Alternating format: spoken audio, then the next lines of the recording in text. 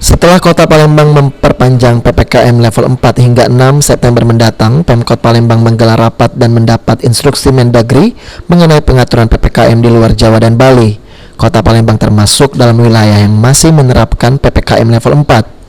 Perpanjangan PPKM level 4 di Kota Palembang ini dengan sejumlah aturannya dilonggarkan, seperti mal di seluruh Palembang kembali dibuka dan tempat wisata juga kembali dibuka, serta acara pernikahan pun kembali diberikan izin, namun dengan menerapkan protokol kesehatan yang ketat. Atas hal tersebut, pegawai dan karyawan mal yang sempat dirumahkan merasa lega karena akhirnya bisa kembali bekerja. Salah seorang pegawai mal, Sundari, mengaku selama PPKM dirinya dirumahkan. Setelah mal kembali dibuka, dirinya merasa senang dan lega.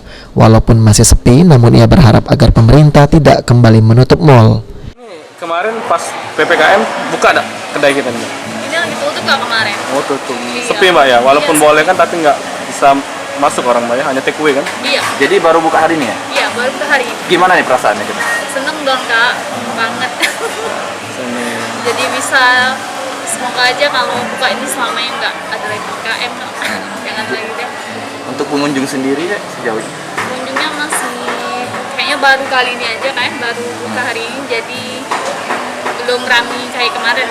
Semoga aja lebih ramai lagi dari kemarin.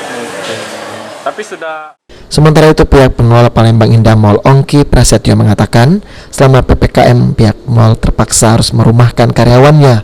Setelah dibuka kembali, mall ini akan kembali memanggil karyawan yang sempat dirumahkan. Selain itu, ia berharap agar pandemi COVID-19 ini segera berakhir dan ekonomi kembali normal.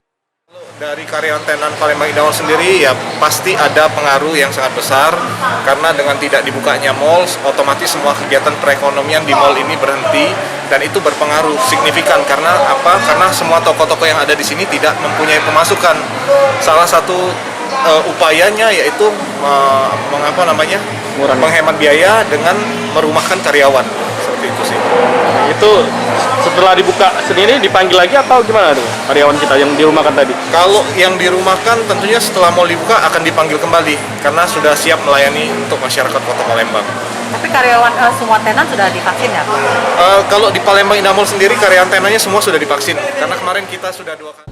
Irawan, Pal TV.